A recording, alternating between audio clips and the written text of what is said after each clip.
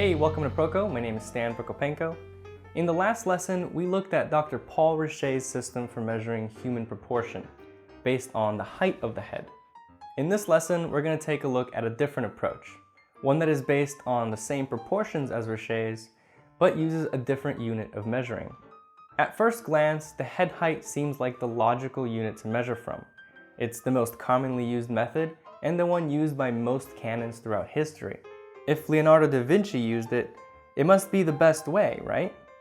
Well, that's up to each artist to decide, but although it's not as popular, Robert Beverly Hale's cranial height method definitely gives the head height method a run for its money. Since no method is perfect, you choose the one that works best for you. Hales method uses the size of the cranium as the unit. This method today is used by artists like Glenn Villepeu and Michael Mentler. The advantage of this method is that many important skeletal landmarks correspond to this unit, unlike with the head method that aligns with nipples and navel as landmarks, which vary a lot more than skeletal landmarks. Also, the size of the cranium can be measured from any head angle and doesn't change. However, the length of the head changes as the jaw opens and closes, or as the head is foreshortened. Hales method seems to be more consistent and more reliable when drawing a person in a pose. I asked Marshall Vander why he prefers it, and this is what he said. I don't like the head length system. It's great for straight-on studies, but it breaks down as soon as you foreshorten anything, especially if you foreshorten the head. Without a full view of the head, you have no unit to begin. I like Robert Beverly Hale's system for a number of reasons. The first is that you can find that head width when the head is in any position. It makes a sphere at the back of the cranium, and a sphere never foreshortens. This is a measurement that echoes all through the body, and it isn't dependent on seeing the height of the head. So if you can draw a ball, you can look at a head in any position and deduce that ball. Okay, let's go over the details of this method. The unit itself can be measured from the back view by taking the width or height of the cranium. From the front, you can use the width or the height down to the bottom of the nose. But keep in mind that the bottom of the nose will only align with the cranium if the head isn't facing up or down. So the width is more reliable from the front. From the side, you should use the height of the cranium, since the width is too long. An additional quarter of a unit is added to the front. This cranial unit can be measured with the width or height from any angle, even when the head is foreshortened, because the shape of a ball isn't affected by foreshortening. A ball is a ball from any angle. So we'll take this cranial size and think of it as a box unit. We'll use this box to find three-dimensional placement of the landmarks on the skeleton. One unit down brings you to the pit of the neck. For the torso, let's use a width of 2 units. The sternum is 1 unit long, not including the xiphoid process. One more down to the corners of the rib cage at the 10th ribs. So notice how the width of the rib cage doesn't quite reach the edges of this 2x2 box. And the top plane of the rib cage, indicated by the oval of the first rib, faces towards the front, as you can see from the side view. So the back of the rib cage is up higher than this 2x2 box. The length of each clavicle is 1 unit. Keep in mind that these units are slightly separated because of the gap at the pit of the neck. In the back, the width and height of the scapulas fit into the box. In a relaxed position, the distance between the scapulas near the bottom is also 1 unit.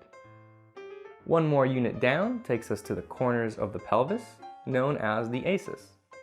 And one more unit down just past the bottom of the pelvis. On a male, the distance between the greater trochanters is 2 units. The width of the pelvis is equal to the rib cage. The 10th rib and aces points also line up. On a female, the width of the pelvis is 2 units, and it no longer aligns with the rib cage. The distance between the greater trochanters is wider too. On the pelvis, there are also some convenient alignments using half units. The top of the iliac crest is at the halfway mark of this box, and the top of the pubic bone and greater trochanters is at the halfway mark here. So when drawing the front of the pelvis, look for these 5 points and remember their distances. From the side, the pit of the neck and the rib cage align with the edges. Then the sternum comes out forward and the cartilage continues to come forward past the pit of the neck about half a unit. The depth of the pelvis is conveniently 1 unit. We've already found the placement of the greater trochanters relative to the pelvis. 3 units down ends at the connection of the bottom of the femur and the top of the tibia. Another 3 units to the heels. The foot from the side is 1.5 units long and half a unit tall. Finally, the arms. The length of the humerus is 2 units, and from the elbow to the knuckles of the hand is another 2 units. The hand itself is a bit longer than 1 unit. That's it. Since this system uses a 3-dimensional box for measuring, one of its advantages is that it's manageable when something is foreshortened, as long as you are capable of drawing a box in perspective. If not, you might need to go back to the structure lesson and practice that again. So for example, with this foreshortened leg, we know from the top of the greater trochanter to the bottom of the femur is 3 boxes long. So if we can draw these 3 boxes in perspective, we can then fit the leg into those boxes. Okay, so we've explored 3 different methods of human proportion. Like I said, these work really well from neutral static poses and as a general guide when you're drawing from your imagination. Sometimes it can come in handy when you're drawing from a model. But when you're drawing from a model or from photo reference, measuring is much more practical. So in the next lesson, I'll show you how to lay in your drawing using various measuring techniques. You are an artist now. You must make your own decisions. Do you prefer the proportions of Rubens or Michelangelo? Or would you like to leave the ball of the abdomen out altogether, like Henry Moore? Robert Beverly Hale. I've created a downloadable diagram that you can print out for your reference. Find the link in the description below. And I have posters available for purchase at proko.com/store. I hope you've enjoyed exploring these 2 systems for measuring human proportions. The premium section has a 3rd system of proportions based on Loomis's idealized 8 heads tall figure. These proportions are widely used in fine art and illustration. If you want to see that video and other premium videos from the Figure Drawing Fundamentals series, visit proko.com/figure. If you like this video, share the wealth. Tell your friends.